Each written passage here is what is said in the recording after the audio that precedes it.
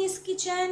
இன்னைக்கு நம்ம கிச்சன்ல என்ன பார்க்க போறோம் அப்படினா சூப்பரான பருப்பு பொடி எப்படி பண்றது அப்படினு பார்க்கலாம். இப்போ நம்ம சூடா சாதம் போட்டு அந்த நெய் போட்டு பருப்பு பொடி சாப்பிட்டோம் அப்படினா சூப்பரா இருக்கும்ல फ्रेंड्स. இது எப்படி பண்றதுன்னு பார்க்கலாம். நான் வந்து இதுல 1 கப் அளவுக்கு தோரம் பருப்பு எடுத்துர்க்கேன். அதுக்கு அப்புறம் அதுல 1/2 கப் அளவுக்கு பொட்டுக்கடலை எடுத்துர்க்கேன். அடுத்தது ஒரு 15 மிளகாய் எடுத்துர்க்கேன். என்னோட மிளகாய் வந்து காரம் இல்லை, ஸோ நான் அவ்வளோ எடுத்துர்க்கேன். இல்லைன்னா ஒரு 10 மிளகாய் போதும். அதுக்கப்புறம் ஜீரகம் 1 டேபிள் ஸ்பூன், மிளகு 1 டேபிள் ஸ்பூன், பெருங்காயம் கொஞ்சமாக கட்டி பெருங்காயம் எடுத்து வச்சுருக்கேன். உப்பு வந்து தேவையான அளவு. வாங்க இது எப்படி பண்ணுறதுன்னு பார்க்கலாம்.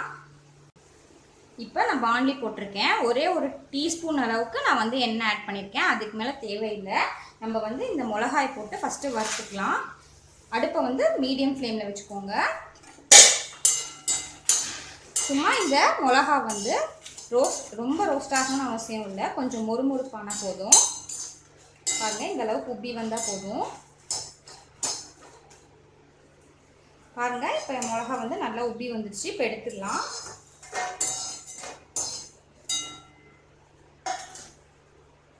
நம்ம எடுத்து வச்சுட்டு இருக்கிற கட்டி பெருங்காயம் இதை ஆட் பண்ணிக்கலாம். இது கொஞ்சம் செவக்கட்டும். பாருங்க, கட்டி பெருங்காயம் நல்லா வந்து பொரிஞ்சு வந்துருச்சு. இப்போ இதையும் எடுத்துக்கலாம். அடுத்து நம்ம துவரம்பருப்பு 1 கப் எடுத்து வச்சுருக்கோம், அதை ஆட் பண்ணிக்கலாம். இது நல்லா பொன்னிறமாற வரைக்கும் வறுத்துக்கணும். அடுப்பை மீடியம் ஃப்ளேம்லேயே வச்சுக்கோங்க. இப்போ நம்ம வந்து எடுத்து வச்சுருக்கிற மிளகு ஒரு ஸ்பூன், அதுக்கப்புறம் ஜீரகம் 1 ஸ்பூன், ரெண்டையும் ஆட் பண்ணிக்கலாம். இதையும் நல்லா வதக்கிக்கலாம். இப்போ மிளகு ஜீரகம் நல்லா வாசனை வருது. இது இன்னும் கொஞ்சம் வதங்கணும். பாருங்கள், இன்னும் கொஞ்சம் வதங்கணும். பாருங்கள், பருப்பு நல்லா பாதி செவந்துருச்சு. இப்போ நம்ம வந்து பொட்டுக்கடலை ஆட் பண்ணிக்கலாம். இது ரொம்ப நேரம் வறுக்கணும்னு கிடையாது, கொஞ்சம் மொறுமொறுப்பு தன்மை வந்தால் போதும். அது வரைக்கும் நல்லா வதக்கிக்கலாம். இதுலேயே நம்ம இப்போ கல்லுப்பு ஆட் பண்ணிக்கலாம். இப்போ இது மூணுமே கொஞ்சம் வதங்கட்டும் லைட்டாக.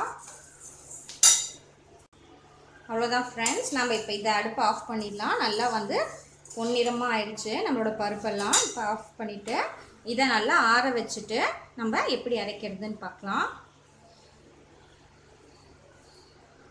இது ஆறினதுக்கப்புறம் மிக்ஸி ஜாரில் போட்டு அரைச்சிக்கலாம். பாருங்கள் ஃப்ரெண்ட்ஸ், இப்போ இது நல்லா ஆறிடுச்சு. இப்போ நம்ம வந்து இதை நல்லா அரைச்சிக்கலாம். நல்லா பவுட்ரு பண்ணிக்கோங்க, அப்போ தான் நல்லா டேஸ்ட்டாக இருக்கும். இதை அரைச்சிட்டு பார்க்கலாம். பாருங்கள் ஃப்ரெண்ட்ஸ், நம்மளோட சூப்பரான பருப்பு பொடி ரெடி ஆகிடுச்சு. இதை நம்ம 2 ஸ்பூன் போட்டு சூடான சாதத்தில் நெய் ஊற்றி சாப்பிட்டோம் அப்படின்னா ரொம்ப சூப்பராக இருக்கும் ஃப்ரெண்ட்ஸ். இந்த மாதிரி நீங்கள் உங்கள் வீட்டில் ட்ரை பண்ணி பாருங்கள். இதை நல்லா வந்து ஒரு ஏர் டைட் கண்டெய்னரில் போட்டு வச்சிட்டோம் அப்படின்னா நல்லா ஒரு 6 மந்த்ஸ்னாலுமே ரொம்ப நல்லா டேஸ்ட்டாக இருக்கும் ஃப்ரெண்ட்ஸ். இதே மாதிரி மெத்தடில் நீங்கள் உங்கள் வீட்டில் ட்ரை பண்ணி பாருங்கள். பார்த்துட்டு உங்களோட கமெண்ட்ஸை ஷேர் பண்ணுங்கள். பிடிச்சிருந்தா பிரியதர்ஷினிஸ் கிச்சனுக்கு சப்ஸ்கிரைப் பண்ணுங்கள். தேங்க்யூ.